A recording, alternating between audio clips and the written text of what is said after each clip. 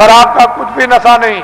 ये वो नशा है कि एक बार पी लो तो फिर कभी चढ़ी उतरती नहीं है। मेरे पास बहुत से लोग आते हैं और बड़े बड़े प्रलोभन दिए कि चलो आप ही को प्रधानमंत्री बना देंगे। अरे मैंने कि चलो, तुम एक प्रधानमंत्री नहीं, लाखों और करोड़ों, उसकी भी जरूरत नहीं है। वो तो कूड़ा कचरा है।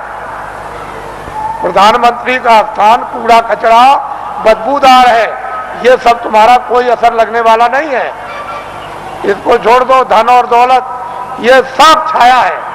ये वक्त से ये सब अलग थलग, और ये भी छाया, ये मैल है। देखते देखते मिट्टी का मिट्टी में, वायु का वायु में, अग्नि का अग्नि में, और आकाश का आकाश में, ये सब का सब जल का जल में मिल जाएगा और कुछ भी पता नहीं चलेगा कि ये कहाँ चले गए। और जीवात्मा जिसके कारण ये चलता फिरता बोलता है, ये बादशाह कहलाता, सेठ साहूकार कहलाता, विद्वान कहलाता और बड़ा बहादुर और दानी कहलाता, वो तो निकल जाएगा, उसका भी पता नहीं। उसी के पते के लिए अनमोल मनुष्य शरीर आपको दिया गया। इसमें बैठकर उसका पता लगा लो और इन्हीं इंद्रियों के द्वारा तुम जो है उस छाया पर, यानी कागज पर लिख मारो कि मैंने उसको देखा, जिसका कभी नाश नहीं होता है, जो चलता फिरता बोलता नहीं, जिसके यहाँ कभी सुबह शाम नहीं होती है, जिसके यहाँ कभी रात्रि और दिन नहीं होता, और सूरज और चांद कभी निकलता नहीं, वो एक रस रहने वाला। इसलिए आप थोड़ा समय बचाओ, ये हमारी विनती और प्रार्थना है। हम तो वर्षा आदेशानुसार ये देते हैं, लेकिन उसको संभाल करके रखो। हमारी बात अच्छी तरह से समझ लो। तुमने अगर किसी की नाक काटी है सुबह, तो वो सब फिल्म में आ गई। शाम को तुमने गर्दन काटी तो सब फिल्म में आ गई। वो रो रहा, चिल्ला रहा, सामने पड़ा। मारने वाला भी है, मरने वाला भी। किसी की टांग काट दी, हाथ काट दिया, रात को चोरी या दिन को की, दिन को डकैती या रात को, या आपने और कोई अमानवी काम, ये सब फिल्म में, फाइल में सब छपता जा रहा। और जब तक वो कुछ नहीं बोलेगा, जब तक आपका समय पूरा नहीं होता, और जैसे ही समय पूरा हुआ पूरी फाइल खुल जाएगी। तो आप वहां ये तो नहीं कह सकते हो कि मैंने नहीं मारा, मैंने नाक नहीं काटी हूं, तो सामने होगा और तुम भी सामने होगे, और चाकू चलाते होगे, तुम वहां बंदूक चलाते होगे, लाठी चलाते होगे, तुम चोरी करते होगे, तुम डकैती डालते होगे, सब वहां पूरा का पूरा वो वहां तस्वीर है। तो आप क्या इनकार कर सकोगे? ये बदले देने पड़ेंगे।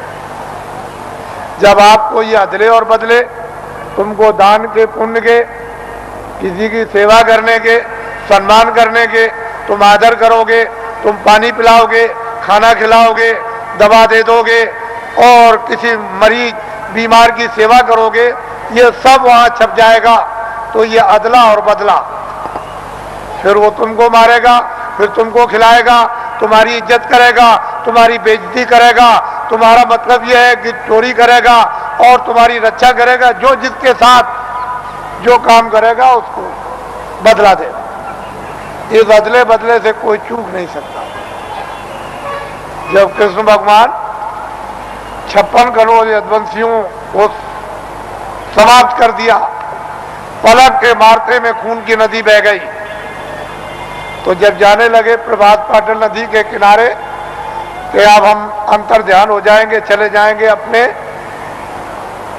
गोलोक को,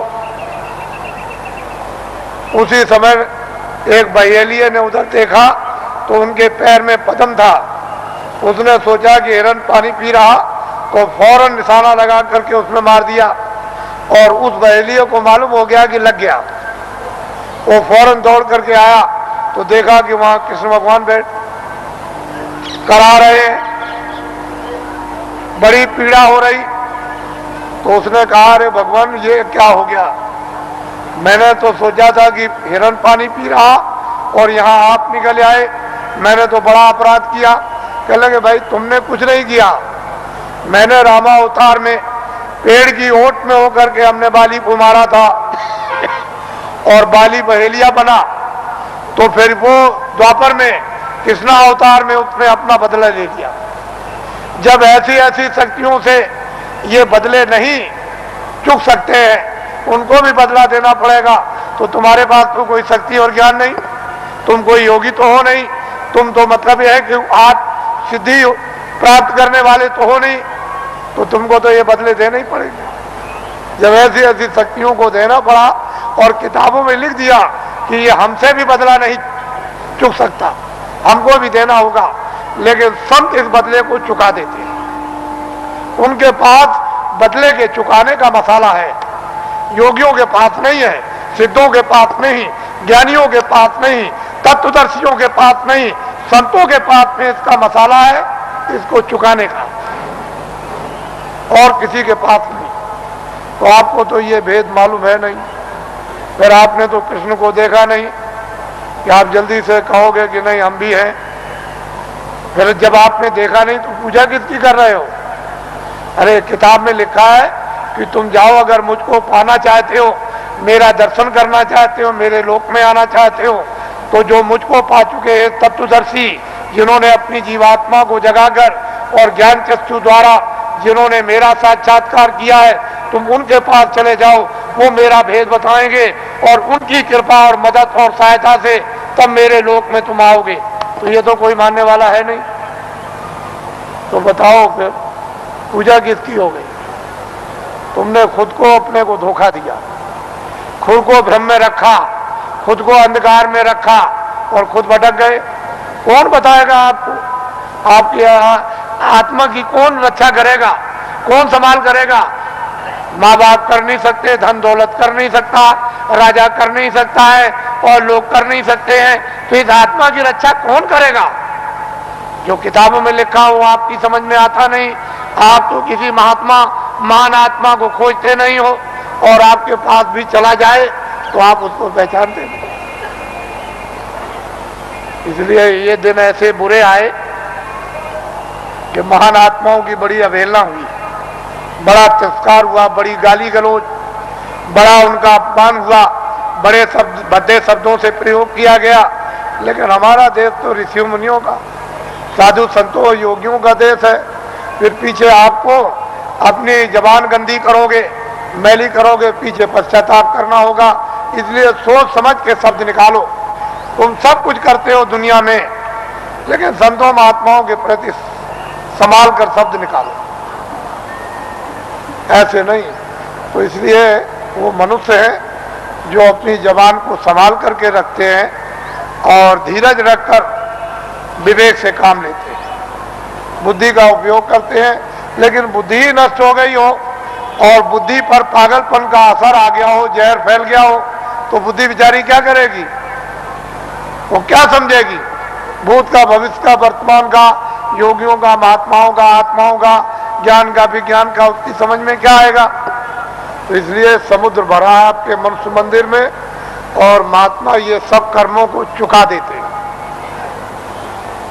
कहीं सेवा कराकर, पानी पिलाकर, कहीं दवा दिलवाकर, कहीं रोटी खिलवाकर, कहीं झाड़ू लगवाकर, कहीं रात बताकर, कहीं रास्ते में खड़ा करके, कहीं बैठा कर सर्दी में, कभी गर्मी में, ये धीरे से यानी कर्मों को चुका देते हैं। उनके पास में रास्ते हैं चुकाने के, और अदला बदला जब चुका दिया तो वह छुट्टी पा गए। जब तक तुम अदले बदले नहीं दे सकते हो, तब तक कोई भी जीव काल के देश से, ये नरकों से 84 से कभी छुटकारा पा ही नहीं सकता। तो महात्माओं के यहाँ भात भात के रास्ते चुकाने के हैं, वो जरा से काम से चुका देते। उसको भी बुला लिया, उसको भी बुला लिया, मद्रास से भी बुला लिया, हिमाचल से भी बुला लिया, जंगल से भी बुला लिया, शहर से भी बुला लिया, हिंदू को भी बुला लिया, मुसलमान को और सिख को भी बुला लिया, और गरीब को भी बुला लिया, और अमीर को भी बुला लिया, और बुला करके बस एक दूसरे की सेवा करा देते हैं, सेवा दिलवा देते हैं और कर्मों को चुका देते हैं कि भाई अब कर्म चुक गया। तुमने नहीं सुना कि सेठ साहूकार जब कर्जा बांटते हैं और कर्जदार जब देने के लायक नहीं होता, तो अंत में सेठ साहूकार कहते हैं अच्छा जो तू दे सकता है मूल दे दे। तो कह लगे सेठ जी हम इतना दे सकते हैं, हमारे पास सामर्थ्य नहीं। क्या चल जा दे दे, जा मैं अपने कागज से तुझको माफ करता हूं और ब्याज भी छोड़ देता हूं। तो छोड़ देता। तो ये ब्याज और कर्म कर्जा ये पहाड़ों की तरह से लदा हुआ है, ये बिना संतों के कोई माफ नहीं करेगा। इसको हमेशा इस बात के लिए जब थोड़े दिनों के बाद जब ये विद्या प्राप्त होगी लोगों को, तो स्वयं लोगों को अनुभव होने लगता है कि कर्म कर्जा बिना संतों के मैं ब्याज के ये चुक नहीं सकता। आप इसको जानते ही, मालूम है आपको, लेकिन बहुत सुलभ है, बहुत सरल है, बहुत सहज है। तो इसलिए ये स्थान है जो आपको कल और परसों बताए गए। इन स्थानों पर ईश्वर और ब्रह्म और पार ब्रह्म और महाकाल पुरुष बैठे हुए हैं। इन्होंने अपने देवी और देवताओं को अपने मतलब ये कारगुजार बड़े बड़े पदाधिकारियों को अपने अपने लोक में इन्होंने स्थापित कर रखा है और वो सब काम करते रहते हैं, जैसे ब्रह्मा विष्णु महादेव और पार्वती लक्ष्मी और सावित्री। और इन्होंने अपने अपने और लोगों को काम दे दिया और आद्या महाशक्ति ने इनको काम दे दिया। और निरंजन भगवान ने एक आद्या महाशक्ति का लोक बनाया जिसमें इतना बड़ा लोक है कि मृत्यु लोक से ज्यादा बड़ा स्वर्ग और स्वर्ग से ज्यादा बड़ा वैकुंठ और वैकुंठ से बहुत बड़ा शक्ति लोक। उस शक्ति लोक में स्त्रियां राज करती हैं। पुरुष स्वरूप का यानी पुरुष रूप का और पुरुष की शकल का नाम और निशान नहीं है। वह सारी की सारी स्त्रियों का राज उस मंडल में उसको कौन पार कर सकता है, किसकी सामर्थ्य है। उसके बाद निरंजन भगवान का जो धाम है वो तो मतलब एक